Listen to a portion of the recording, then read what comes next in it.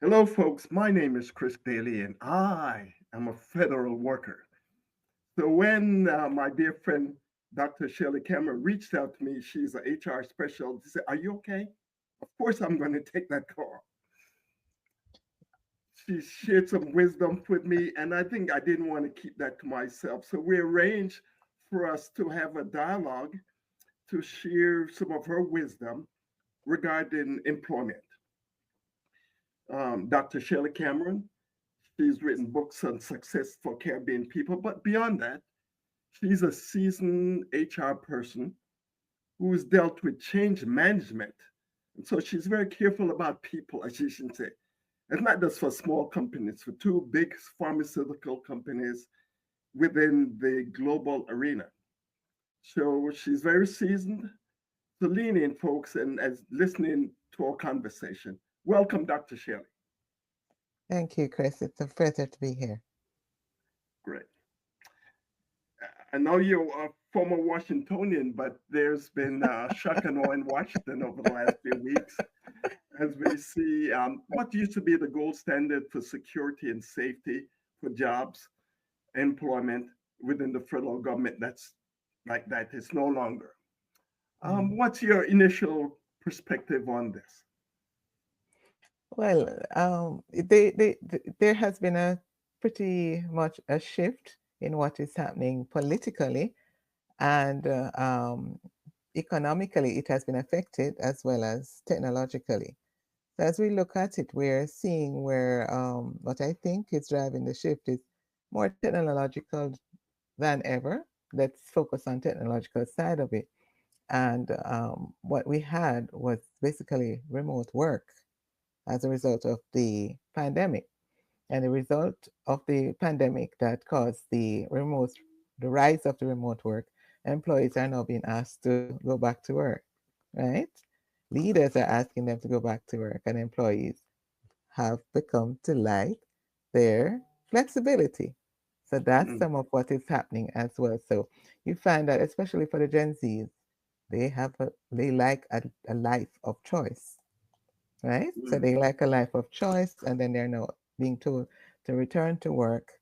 And then I think politically, where they're now being asked to, the federal workers are being asked to um, submit things and stuff like that. Not to get too political about this, but that has been an issue. And what I've found is there's a lot of anxiety in the workplace, not only in the federal, but also the private sector as well. There's a lot of anxiety going on. there's downfield effect from that because usually when federal workers, there are shops, there's lunch, there's all this kind of stuff. I know you have a Exactly. special care and concern for folks of Caribbean background who comes when they get a job, they're very so proud of their job, and now that's gone. Right. Reflect a little about the emotional impact of this for them. So what happened is, as a result of many persons who have gone through a lot of changes, what I've found is that the, the, the fact that you have no longer, there's no longer that lifetime employment. I've always referred people to the federal government because, hey, the government has stability, and once you have that job, you're never going to be fired and stuff like that. But things have pivoted over time, and it is no longer like that. That is what is really causing a lot more of the issues happening as far as the federal government is concerned. Now, that has also impacted the private sector as well, because leaders follow other leaders and lots of changes are happening. So, what's important as far as the emotional support is concerned is to acknowledge the emotions. I've been through many mergers, three international global pharmaceutical mergers, and so I have had some experience with that and also been trained on it. So, acknowledge the emotions. They may be experiencing fear, anxiety, and frustration, things like that. So acknowledge it. Don't just leave it by the way. And then maintain perspective on what you can control. You can't control everything. But for you to survive, you must look at what can you control of it and develop a contingency plan. The other important thing is to start upgrading your skills. Mm, So those are some of the things that I think emotionally can assist in the short term. Obviously, this is just a quick chat that you and I are having, so we don't have time to get into the nitty gritty of things. But on an individual basis, when I'm working with individuals, we find that we get into a little bit more deeper, depending on what the needs of the individuals are. Okay. We're also people of faith. Faith is a big part of our culture. How can people use that as a resource in helping them navigate these challenging times? Right. So over time, we know that, especially the Caribbean populace, they are people of faith. And as people of faith, what we find is that it's important for us to, and let's just call a spade, pray. Because that's where you get that strength from. The other thing is to find solace with other believers of faith. When two come together, like-minded persons, then you will find that you're much, much stronger. Does that make sense? That makes a lot of sense. So you have to be in community. If you're isolated, all the crazy ideas that may be going to your head, no one's there to check you Right, and pay you back to one of the strengths that you may have in your quilt. exactly. Having a sense of agency is also one of the important things. Um, to have a sense of control. You mentioned control of the things that you can. Right. And you want to drill down a little on that idea? Of course. Having a sense of control is important. And I alluded to it to some effect in question 2, where we spoke about acknowledging your emotions and upgrading your skill. So it is important for you to look at the marketplace. The marketplace is actually changing. No longer the lifetime job opportunity as we are accustomed to. It's now insecure. There's no security there. So upgrading your skill is very, very important. Think about the future. Think future. Prepare. These are the 3 things that I would suggest. Prepare for the future. Plan and act accordingly. Okay. One of the important thing is to come with an attitude of adaptation. Um, you can stay there and then you get blown over or adapt. Right, Adaptation right, is one of the great skills that we have in these new days where right. lots of change taking place. And if you can't adapt, you just get run over and become roadkill. Exactly. Speak to this idea of adaptation for us. So adaptation, you look at what is happening with the emerging trends, right? And then you take an assessment of where you are. Are there some skills that you can transfer and be able to use to match what is happening as far as the emerging trends are concerned? If there aren't, then you upskill. And sometimes you are, but then there's still, the world goes so fast technologically that there's quickly a gap that exists. So start upskilling, learn new skills, know what you're doing, review what's happening in the field. And if you find that there's a gap anywhere at all, then that's where you need to meet it. So take strategic assessments of your own individual career path and where do you want to go. The other thing I would also suggest is to diversify your income and your experience, right? So it might be that you can take some side projects, okay? It might also be that you can do some freelancing or consulting with your connections. So if you want to look at technology and say you're an IT expert, then there are lots of persons out there that are not an expert in IT. Does that make sense? There's Mm. lots of persons out there that are not experts in IT.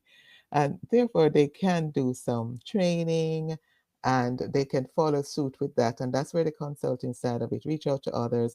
You have small business owners that you can help to set up their thing, just using this is the example of IT. Then also, what is important to do is also to network, join professional associations in your field. This should have been happening over time, but sometimes we become latent and think that things are going to be the same all the time, but it's not so. So you need to go out there and build some relationships. And the last thing I'd say on that, as far as upskilling and so on, is to look at your finances, prepare yourself. What can you do now? Do you actually have the time to do something now? Because you should be preparing at least or making I'm sure for 3 to 6 months salary or savings to cover your expenses. 3 to 6 months is what they always suggest to cover savings and offset any surprises that we're now getting. Again, if you don't have the time, then you just have to know what can you do, what can you look at, and see how you can quickly pivot and adapt. Career transition, that does state that to be adaptable and to consider career transition or complementary skill development are key considerations that people should be considering. Right, Mm. exactly. I know that that's one of the skills that you're pretty good to, from your mergers and acquisition, to be able to, especially in a global space, to be Right, able to right, get somebody from A to B, given the changes right, that's right, taking place around that.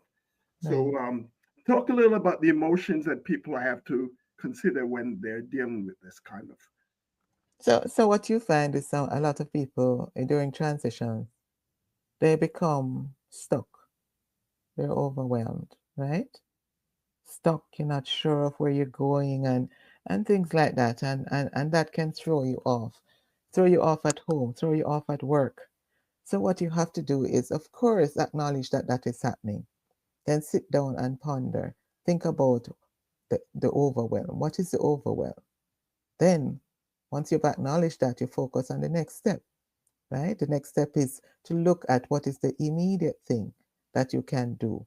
You can't quickly evolve, say, okay, you're an IT. Let's go back to that example of IT again.